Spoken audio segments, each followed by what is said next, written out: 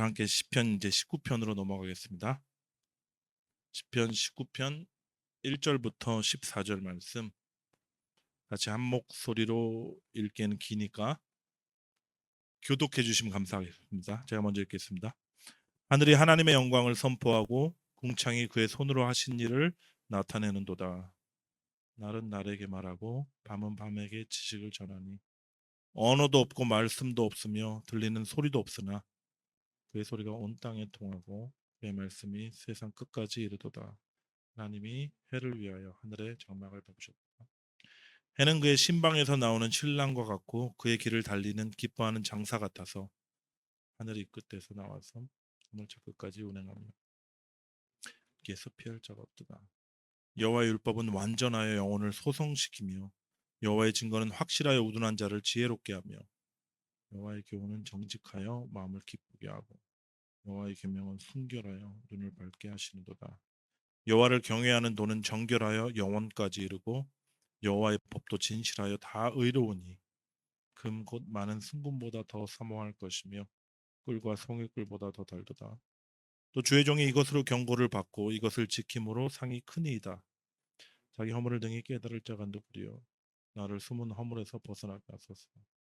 또 주의 종에게 고의로 죄를 짓지 말게 하사 그 죄가 나를 주장하지 못하게 하소서. 그리하면 내가 정직하여 큰 죄가에서 벗어나겠나이다.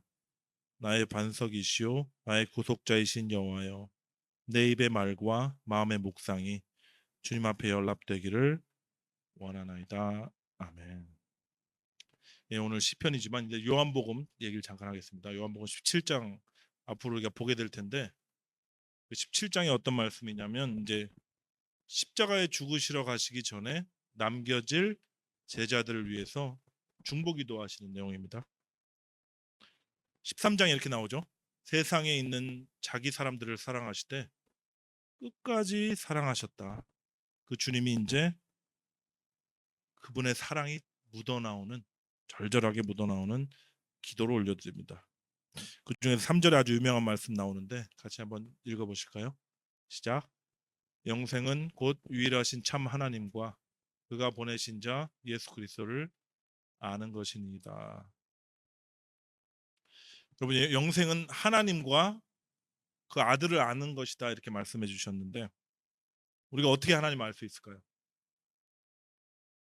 한번 생각해 보십시오. 여러분은 어떻게 주님을 알게 되었습니까? 주님이 알려주셔서 알게 되었습니다. 예.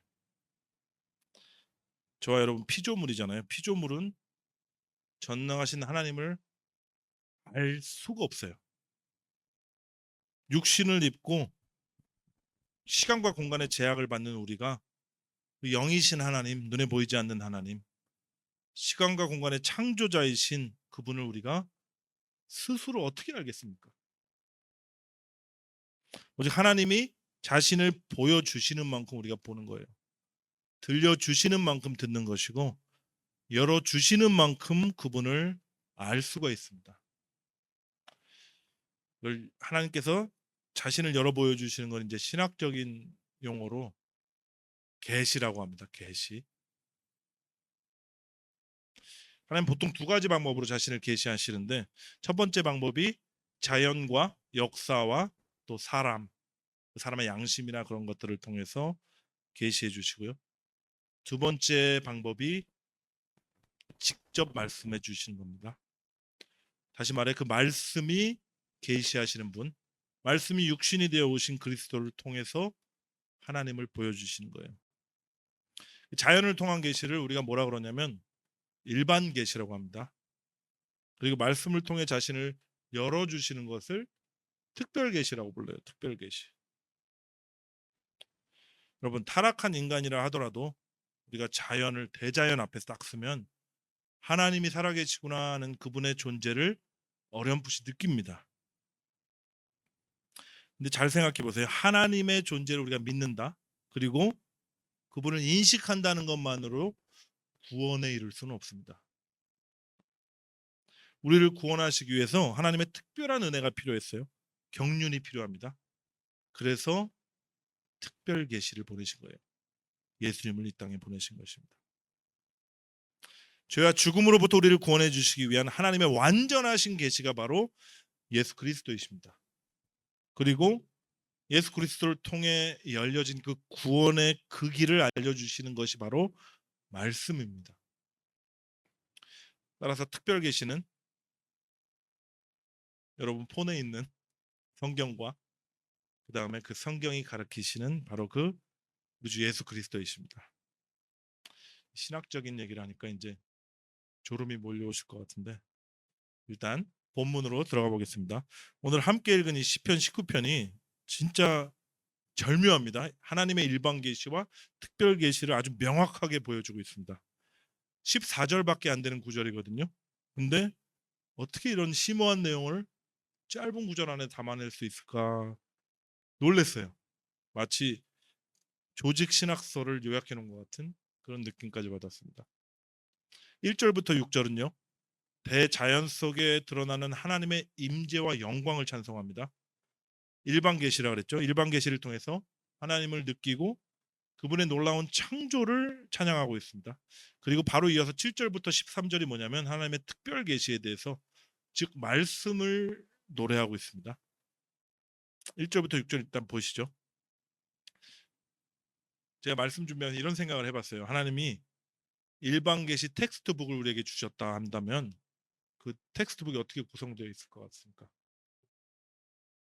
한 3권 정도 되어 있을 것 같아요. 1권 자연, 2권 역사, 3권 인간 뭐 이렇게 나오지 않을까 싶습니다. 1권 자연의 챕터를 보면 챕터 1에 하늘, 챕터 2에 땅, 챕터 3에 바다 뭐 이 정도 되겠죠.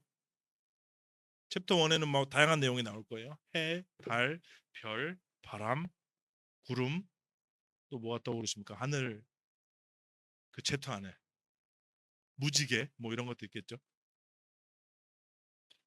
오로라 뭐 이런 것도 있을 겁니다. 다윗은요 오늘 일반 계시 1권 자연편의 챕터 1을 펼치고 있는 하늘과 궁창에 떠 있는 해를 보면서 하나님의 영광을 노래합니다. 1절 보시죠. 하늘이 하나님의 영광을 선포하고 궁창이 그의 손으로 하신 일을 나타내는도다. 여러분 다윗은 어려서부터요 아버지의 양떼를 돌보면서 대자연이라는 하나님의 위대한 책을 접했습니다. 하나님께서 지으신 하늘을 보았고 밤에는 반짝이는 은하수를 보면서 하나님의 영광을 노래했습니다. 또 땅에 있는 수많은 자연들을 삼라만상을 보면서 그것들이 주님을 찬양하는 그 찬양 소리를 들었습니다. 근데 오늘 본문을 보면 이 다윗의 찬양을 한번 잘 보세요. 마치 우리가 그랜드 캐년 앞에 딱 섰을 때 와 하고 입을 벌리고 감탄하는 그 정도를 훨씬 넘어서고 있어요. 그는 뭘 보고 있는 것 같냐면 마치 경이로운 창조의 순간을 보고 있는 것 같습니다. 그리고 창조주 하나님을 높이고 영광을 노래하죠. 3절 말씀 보십시오. 언어도 없고 말씀도 없으며 들리는 소리도 없으나 여러분 이 구절을 보면 어떤 장면이 떠오르시나요? 저는 창세 전에 있던 그 침묵이 떠올르더라고요. 그 어둠. 완전하신 하나님께서 피조물을 만드시기 위해서 비워두신 그 자리가 떠올랐습니다. 창세기 1장 2절 바로 이 장면입니다. 땅이 혼돈하고 공허하며 흑암이 깊음 위에 있고 하나님의 영은 수면 위에 운행하신다. 하나님의 말씀이 임하시기 그 직전 그 찰나의 혼돈 가운데 완전한 침묵이 있었고요. 그 공허함 가운데 또 빛이 비추기 전에 가장 어둡다는 칠흑 같은 어둠이 깔려 있었습니다. 언어도 없고 말씀도 없으며 들리는 소리도 없으나 그런데 이제 우레와 같은 음성이 들려옵니다. 지엄하신 하나님의 말씀이 울려 퍼집니다. 빛이 있으라. 빛이 임하고 모든 어둠이 물러가죠. 두 번째 말씀 울려 퍼집니다. 물 가운데 궁창이 있어 물과 물로 나뉘라. 푸르고 멋진 하늘이 쫙 펼쳐집니다. 하나님의 음성은요 우레소리와도 같고 많은 물소리 같아서 그 소리가 땅 끝까지 쩌렁쩌렁 울립니다. 온 하늘과 온 땅에 가득 차요. 다윗은 하늘을 보면서 이 놀라운 창조의 순간을 상상한 것 같습니다. 그리고 4절에 이렇게 노래하죠. 그의 소리가 온 땅에 통하고 그의 말씀이 세상 끝까지 이르도다. 하나님의 해를 위하여 하늘에 장막을 베푸셨도다. 그럼 또 눈을 들어서 해를 바라봐요. 광명체들이 하늘의 궁창에 있어 땅을 비추라 하는 창조주의 음성이 들리는 것 같습니다. 근데 그 장엄한 풍경을 다윗이 얼마나 멋지게 표현했는지 한번 보십시오. 해는 그의 신방에서 나오는 신랑과 같고 그의 길을 달리기 기뻐하는 장사 같아서 하늘 이 끝에서 나와 저 끝까지 운행하며 그의 열기에서 피할 자가 없도다. 그럼 하나님의 은혜에 잠기니까 해가 그냥 해가 아닌 거예요. 마치 신방에서 막 나온 신랑이 기쁨으로 용솟음 치면서 하늘 이 끝에서 저 끝으로 달려가는 것처럼 그렇게 보인다고 합니다. 멋지죠? 정말이지 우리가 주님의 은혜를 받아서 우리의 눈이 열리잖아요. 모든 만물이 하나님의 영광을 선포하고 주님의 창조 역사를 찬양하고 있음을 우리가 보게 됩니다. 근데 재밌는 사실은요. 일반 계시, 이 하나님이 베푸신 자연들이 어떻게 창조되었죠? 말씀으로 창조되었습니다.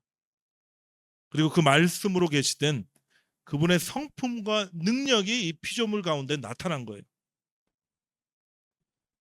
그래서 중요한 것은 특별 계시만이 아니라 일반 계시도 말씀에서 비롯되었다는 것입니다.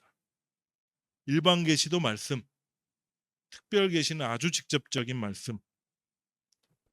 정말 루터가 얘기했죠. 솔라 스크립투라, 오직 말씀, 오직 성경이라고 외칠만 한 것 같습니다.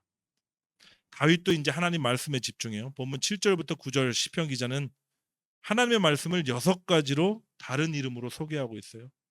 그리고 그 다양한 속성들이 어떻게 우리에게 작용하는지 보여주고 있습니다. 7절 보십시오. 여호와의 율법은 완전하여 영혼을 소성시킵니다. 하나님의 말씀은 아무런 흠이나 오류가 없다. 영혼은 퍼펙트하다. 그래서 우리의 영혼을 회복시키기에 충분하다 이런 말씀입니다. 두 번째로는 여호와의 증거라고 그래요. 여호와의 증거는 확실하여 우둔한 자를 지혜롭게 한다. 확실하다라는 말은 진실하고 신뢰할 만하다 이런 뜻이에요. 그래서 저와 여러분과 같이 어리석은 자들을 지혜롭게 한답니다. 8절 보니까 여호와의 교훈은 정직하여 마음을 기쁘게 한다. 여기 정직하다는 단어가 영어 성경에는 right이라고 나오거든요. right. 우리말로 제일 잘 옮기면 뭘까 생각해봤는데 올곧다 이 정도가 아닐까 싶어요. 그래서 우리 마음을 기쁘게 한대요. 여러분 어느 경우에 화가 나십니까? 불합리하거나 불공정할 때 화가 나죠. 거짓이 난무하거나 자꾸 했던 말이 바뀌면 그것도 화가 납니다. 근데 하나님의 말씀은 올곧대요. 그래서 우리 속이 늘 시원하고 기쁘답니다. 더 살펴볼까요? 여호와의 계명은 순결하여 눈을 밝게 하신다. 하나님의 말씀은 순도 100%의 순금같이 퓨어해서 우리의 눈을 깨끗하게 씻어준다고 합니다. 그 다음 표현이 재밌어요. 9절에 보면 여호와를 경외하는 도는 정결하여 영혼까지 이른다. 하나님의 말씀이 그분을 경외하게 하는 길이 되어준다는 뜻이죠. 근데 그분의 말씀은 순수하고 깨끗해서 변함이 없으시대요. 영원하시답니다. 마지막으로 여호와의 법은 진실하여 다 의롭다. 하나님의 말씀은 신실하고요. 늘 옳기 때문에 그 자체로도 의로울 뿐만 아니라 우리를 의롭게 하신다. 이런 말씀입니다. 그럼 어떠세요? 이 말씀이 우리에게 임한 거예요. 어느 날 말씀이 들려온 것이고 믿겨진 것이고 지금 우리 손에 놓여져 있는 것입니다. 책으로 요새는 어플로 우리 손에 말씀이 주어졌어요. 이게 얼마나 큰 은혜인지 몰라요. 그래서 여러분 읽어야 될까요? 안 읽어야 될까요? 읽어야 됩니다. 이번 주 토요일부터 성경 통독을 시작합니다. 전 너무 기대가 돼요. 다윗의 이 말씀 다음 고백이 나의 고백이 될 거라고 저는 소원하면서 기대합니다. 금 곧 많은 승금보다 더 사모할 것이며 꿀과 꿀송이보다 더 달도다. 말씀이 그렇대요. 동감이 되시나요? 자장가 같도다 이러면 동감이 아주 잘 될 것 같은데 여러분 비법이 있습니다. 제가 말씀드린 적이 있는데 여러분의 기억을 떠올려 보시면 꿀송이처럼 그보다 훨씬 단 글이 있죠. 뭐죠? 첫사랑 시절을 떠올려 보시면 러브레터가 있습니다. 러브레터. 상자 안에 고이 간직해 놨다가 펼쳐보고 다시 넣어놨다가 내일도 또 펼쳐봐도 더 즐거운 꿀송이처럼 단 러브레터. 그래서 이게 비법이에요. 하나님의 말씀을 내 얘기로 받으면 됩니다. 나에게 들려주시는 하나님의 사랑의 속삭임으로 우리가 받으면 되는 거예요. 그리고 그게 사실입니다. 말씀을 인격으로 받으면 되고요. 그리스도의 인격으로 받고 그분의 사랑으로 우리가 받으면 말씀이 꿀송이보다 더 달다는 것을 여러분 만끽하게 되실 거예요.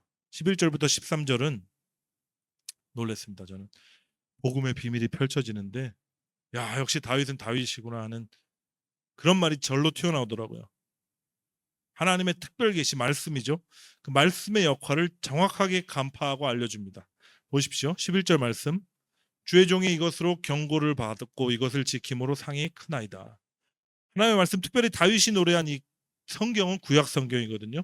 수많은 계명들로 되어 있잖아요. 뭐 해라 하지 마라. 여러분 왜 이 계명을 주셨을까요? 지키라고 주셨죠. 1차적으로는 표면적으로는 그렇습니다. 이런 얘기도 하셨어요. 이걸 잘 지키면 너희들 복이고 이것을 안 지키면 저주받는다. 이런 얘기도 하셨어요. 근데 문제가 있습니다. 지킬 수 있는 자가 없는 거예요. 지킬 수 없는 자들에게 지키라 명하셨다면 단순히 지키는 것이 목적이 아니라요. 더 심오한 뜻이 있겠죠. 뭘까요? 오늘 다윗의 고백처럼 자기 허물을 깨닫게 해주시려고 더 정확하게 말씀드리자면 나라는 존재가 이 계명을 지킬 수 없는 존재적인 죄인임을 알려주시려고 말씀을 주신 겁니다. 이게 말씀의 첫 번째 역할이에요. 바울도 이렇게 얘기했죠. 그러므로 율법의 행위로 의롭다 하심을 얻을 육체가 없나니 율법으로는 뭐요? 죄를 깨달음이라. 본문 12절에 이 말씀을 받은 다윗이 이렇게 고백해요. 자기 허물을 능히 깨달을 자 누구리요? 나를 숨은 허물에서 벗어나게 하소서. 여러분 보세요. 다윗은 정말 말씀을 사모했어요. 너무 사랑했고 그 누구보다 그 말씀을 지키고 싶어 했습니다. 그 열망이 엄청 컸을 거예요. 말씀을 지킴으로 받을 상에 대한 소망도 컸습니다. 그런데 못 지키는 거예요. 그리고 고백하죠. 나의 허물을 내가 깨닫습니다.